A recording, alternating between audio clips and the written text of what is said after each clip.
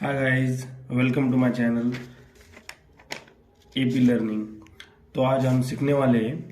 तो आज का मेरा टॉपिक है जो आप मैं पढ़ाने वाला हूँ वो है थायरोग्लॉसल डक्ट सिस्ट। क्या पढ़ने वाले? थायरोग्लॉसल डक्ट सिस्ट। अभी नाम में ही पता चलता है कि उसकी क्या थायरोग्लॉसल डक्ट है। तो ये कहाँ से ओरिजिनेट होती है हमको मालूम होना चाहिए। नहीं मतलब कौन सा भी टॉपिक जब हम समझते हैं तो उसके नाम से ही पहले हम उसको जानेंगे ये क्या होता है। फर्स्ट, थायरोग्लॉसल डक्ट ये क्या होती है?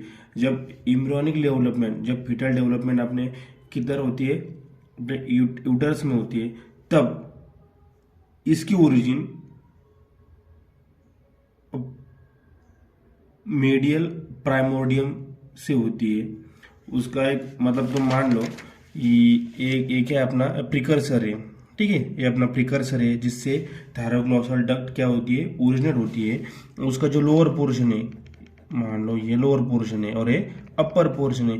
तो लोअर पोर्शन से क्या होता है कि जो पूरी थायराइड ग्लैंड है अपनी, ठीक है, जो थायराइड ग्लैंड है ये पूरी ओरिजिनेट होती है लोअर लोब से, और जो अपर लोब है उससे थायरोग्लॉसल डक्ट ये क्या होती है, ओरिजिनेट होती है। तो हम उसमें सिस्ट कैसे फॉर्म होता है वो आज देखने वाले। सिस्ट क्या होता है? एक होती है स्वेलिंग। सिस्ट का मतलब क्या होता है? ये होती है एक स्वेलिंग। ठीक है, तो हर फर्स्ट क्या है डेफिनेशन थायरोग्लॉसल सिस्ट की? It is a cystic swelling develop in the remnant of the thyroglossal duct और ट्रैक्ट। क्या है वो? रिमनेंट है, यानी कि क्या परसिस्टेंट है, जो रिमेनिंग रह चुका है उससे ही क्या होता है, थायरोग्लॉसल डक्ट में सिस्ट फॉर्मेशन होता है। अभी हम थोड़ी एनाटॉमी में जाएंगे। मान लो ये हमारी क्या है, टंग है। ठीक है, ये हमारी क्या है, टंग है, और ये उसका बेस, और इधर हमारा हायोइड बोन है। मान लो ये अपना क्या है, हायोइड बोन है। ये हायोइड बोन और ये क्या है, टंग है। ठीक है, अभी क्या होगा, और टंग के नीचे क्या होगा, ये अपनी थायराइड ग्लैंड, ये थायराइड ग्लैंड और ये उसका थायराइड कार्टिलेज। ठीक है, थायराइड कार्टिलेज और जो टंग का पोस्टीरियर पार्ट रहता है, कौन सा? ये वाला, ये पोस्टीरियर पार्ट रहता है।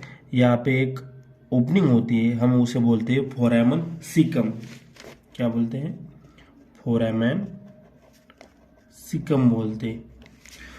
ठीक है, तो जो हमारी थायरोग्लॉसल डक्ट, ये जो ट्रैक्ट रहता है, वो उसका जो स्टार्टिंग पॉइंट है, यानी कि उसका जो कोर्स है वो कहाँ से स्टार्ट होता है? फोरामेन सिकम से स्टार्ट होता है, और कहाँ तक? जो अपर बॉर्डर है अपनी थायराइड कार्टिलेज की, यहाँ तक इसका क्या रहता है, ये कोर्स रहता है। ठीक है, ये जो ट्रैक्ट है, ये जो डक्ट है या ट्रैक है, उसे हम क्या बोलते हैं?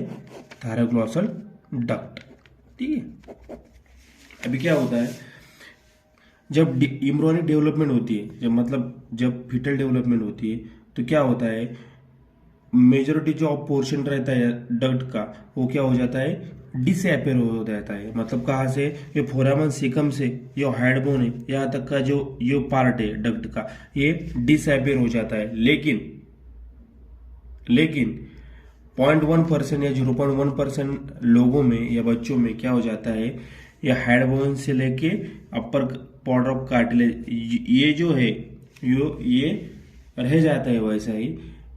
और बाय चांस क्या हो जाता है, जो ग्लैंड है अपने थायराइड ग्लैंड, उसका जो सिक्रीशन रहता है, जो हार्मोन रहते हैं, उसकी वजह से क्या हो जाता है, इधर एक्यूमुलेशन हो जाता है और सिस्ट फॉर्मेशन हो जाता है। तो वही इधर दिखा है क्या, कि it is a cystic swelling develop in the remote of the thyroglossal duct. अब इसका कोर्स क्या है, पहले मैंने बताया कि कहाँ से होता है, कि duct started from the foramen caecum of tongue between the genioglossus muscle. कहाँ से? ये जेनियोग्लॉसल मसल क्या होती है, जो हमारी मतलब क्या बोलते हैं हम, जो ओरल कैविटी अंदर गए ना अपने थ्रोट में, तो सुप्राहायोइड मसल में ये सुप्राहायोइड मसल है, कौन सी? जेनियोग्लॉसा है। तो फोरामन सिकम से स्टार्ट होके कहाँ तक बोला हो, which are passing along the mid line. मतलब जो हमारा नेक है, जो एंटीरियर व्यू देखा है ना, तो अलोंग द मिड लाइन ये क्या होता है, ट्रैवल करता है, और either in front of the hyoid bone और through the hyoid bone, and behind the head bone and then descend downward along the midline to the upper border of थायरोकार्टिलेज।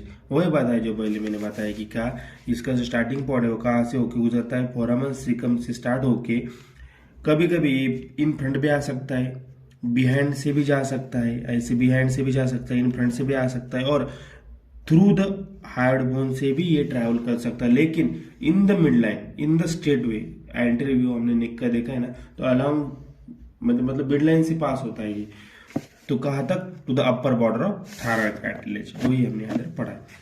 आगे क्या है, the fate of thyroglossal duct.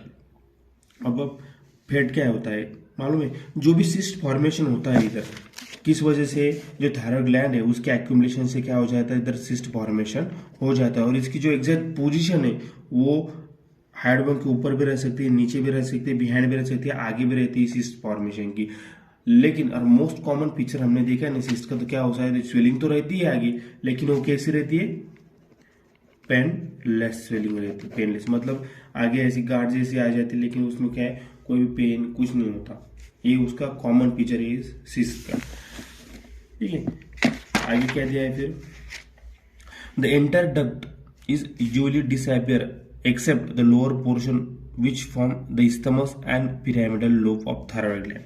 मतलब जब मैंने जो पहले आपको बता दिया क्या कि जब इम्ब्रियोनिक डेवलपमेंट होती है, फिटल डेवलपमेंट होती है, तो मेजोरिटी ऑफ द पार्ट या डक्ट क्या हो जाता है, डिसअपियर हो जाता है। लेकिन जो लोअर पोर्शन है उससे क्या होता है, थायरॉइड ग्लैंड क्या हो जाती है, जो इस्थमस क्या होता है, it is the connective tissue. मतलब एंटीरियर व्यू आपने थायरॉइड ग्लैंड का देखा है तो ऐसा दिखता है, मतलब ये दो उसके लोब और ये इस्थमस, तो ये कौन फॉर्म करता है, lower portion of this duct. Upper portion of duct from foramen caecum to Harvard bone में disappear but rest of the duct remain.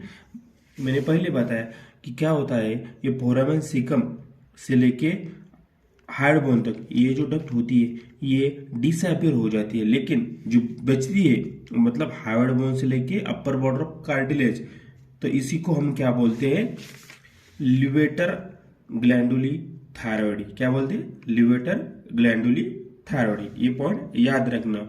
और इसी में ही जो रिमनेंट है, बचा है, इसमें ही क्या हो जाता है, सिस्ट फॉर्मेशन हो जाता है due to the secretion of thyroid gland.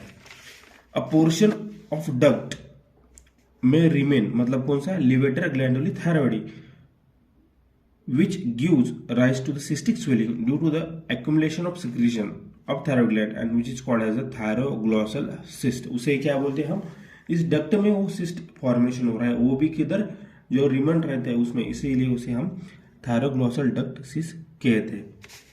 आगे अब इसमें पैथोलॉजी में क्या आएगा, पैथोलॉजी में आता है, अब पैथोलॉजी क्या होती है, जो अंडर द इलेक्ट्रॉन माइक्रोस्कोप हम जो दिखते हैं, हमें जो स्ट्रक्चर उसमें जो एबनॉर्मल स्ट्रक्चर हमें दिखते हैं उसी को हम उसकी पैथोलॉजी बोलते हैं। अभी उसमें क्या दिखेगा हमें, जो सिस्ट होता है which is lined by the pseudo stratified ciliated columnar epithelium. क्या, pseudo stratified ciliated columnar epithelium की लाइनिंग रहती है उसी इनर से। अभी ये क्या होता है, सूडो यानी कि फॉल्स, मतलब जो हमें इपिथेलियम का क्लासिफिकेशन आपने पढ़ा हुआ उसमें क्या होता है, it is a type of the epithelium.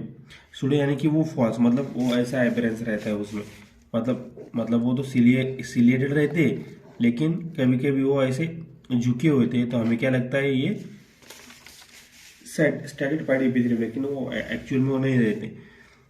Second, अभी वो सिस्ट है, किसमें फॉर्म हो रहा है, डक्ट में, थायरोग्लॉसल डक्ट में, और वो mainly contain the thyroid tissue, also contain the cholesterol crystal, carcinomatous changes में हमें उसे दिखाई देते हैं उसमें। ठीक, अभी उसका अपीयरेंस मोस्टली ये जो सिस्ट है किन में पाया जाता है, appear at any age but majority between the 15 to 30 years of age।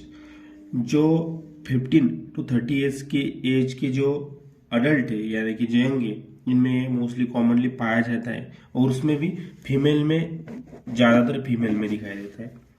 आगे मोस्ट कॉमन फीचर मैंने पहले बताया कि painless swelling in the neck is the commonest feature of this cyst. Pain in the cyst, यदि उसमें pen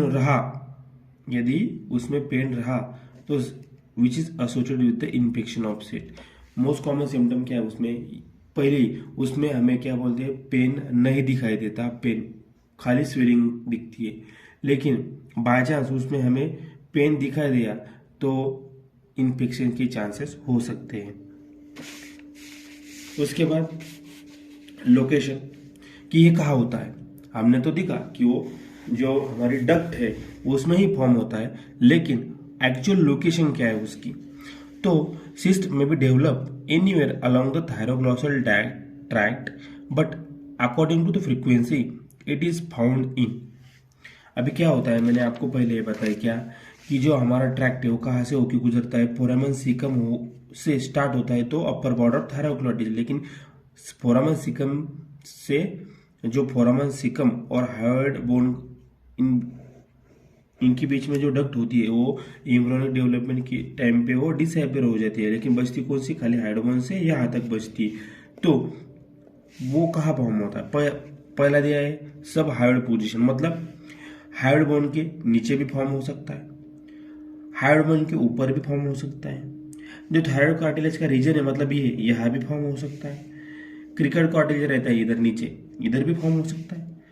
अभी जो mouth रहता है अपना ओरल कैविटी ऑफ टंग में, उसमें तो उसके फ्लोर में भी वो आ सकता है और इधर फोरामन सीकम के बीनीथ इनके अंदर भी रह सकता है। तो इसके क्या है, पोजीशन है, लोकेशन है, पर मोस्टली वो कहाँ दिखता है, सुप्राहायोइड और सब हायोइड में। उसके आगे उसकी साइज और शेप, मोस्टली जो सिस रहती है उसकी size 0.5 to 5 centimetre in diameter रहती है और वो स्पेरिकल और ओवल शेप का रहता है। उसके बाद क्या क्या कॉम्प्लिकेशन आ सकते हैं सिस की वजह से। यदि सबसे पहले तो ट्रीटमेंट में हमने देखा है, यदि हम उसे सर्जिकल भी मतलब सर्जरी करके वो उसे निकाल सकते हैं, लेकिन निकालने के बाद उसका रिकरेंट इन्फेक्शन भी हो सकता है, फिस्टुला फॉर्मेशन भी हो सकता है उसमें, और मोस्टली हमें उसकी प्रॉपर ट्रीटमेंट नहीं की तो उसमें कार्सिनोमाइटिस यानी कि कैंसर के चेंजेस भी आ सकते हैं। आगे क्या लिखा है कि सिस्ट ओनली बिकम टेंडर, मतलब पहले तो एक बात क्या कि वो पेनलेस रहता है, यदि पेन रहा तो इन्फेक्शन के चांसेस रह सकते हैं, और टेंडर भी रहता है, और उसकी जो मूवमेंट रहती है वो अप एंड डाउन पोजीशन रहती है। मतलब जो अभी ये भी ये सिस्ट है, अभी ये अपनी ओरल कैविटी इधर से, ठीक है, लेकिन वो सपोज वो सुप्राहायोइड यहाँ है, ठीक है, इस लोकेशन पे। तो जब हम डिग्लूटेशन करते हैं, जब हम सॉलो करते हैं तो उसकी जो मूवमेंट रहती है, अभी खाना इधर से अंदर गया कुछ भी हो, हम जब सॉलो करते हैं तो उसकी मूवमेंट अप एंड डाउन रहती है, ऐसे ऊपर नीचे रहती है, ठीक है, अप एंड डाउन, ऊपर नीचे उसकी मूवमेंट रहती है। लेकिन उसको हम ऐसा हॉरिजॉन्टल भी घुमा सकते हैं, मतलब अंदर उंगली डाल के माउथ में, ठीक। आगे करके regional lymph node usually not enlarge unless the cyst is infected, मतलब अब एक इधर हो रहा है हमारे ओरल कैविटी में हो रहा है, इधर लिम्फ नोड कौन से रहते हैं, हमारे टॉन्सिल्स रहते हैं। तो टॉन्सिल मोस्टली क्या होते हैं, इसके अफेक्टेड नहीं होते। अफेक्टेड कब होते हैं, जब सिस्ट इन्फेक्शियस है, तभी ये क्या हो सकते हैं, इनलार्ज होते हैं, स्वेलिंग हो सकती है। तो ये था हमारा आज का टॉपिक थायरोग्लॉसल सिस्ट। उसमें हमने इन शॉर्ट में हम क्या क्या पढ़ा सॉरी, पहले तो हमने थायरोग्लॉसल सिस्ट कहाँ होता है उसकी डेफिनेशन पढ़ी कि सिस्टिक स्वेलिंग से रहती है, जो थायरोग्लॉसल डक्ट जो रिमेनिंग रहती है उसमें फॉर्मेशन हो सकता है, फिर उसका फेड रहेगा। उसके बाद हमने उसकी पैथोलॉजी देखी, उसके बाद वो कहाँ मतलब अपीयर होता है मोस्टली फीमेल में। उसके बाद हमने लोकेशन देखी, साइज एंड शेप, और लास्ट में उसकी कॉम्प्लिकेशन देखी। आपको पसंद आया हो तो लाइक करें, सब्सक्राइब और ज़्यादा से ज़्यादा उसे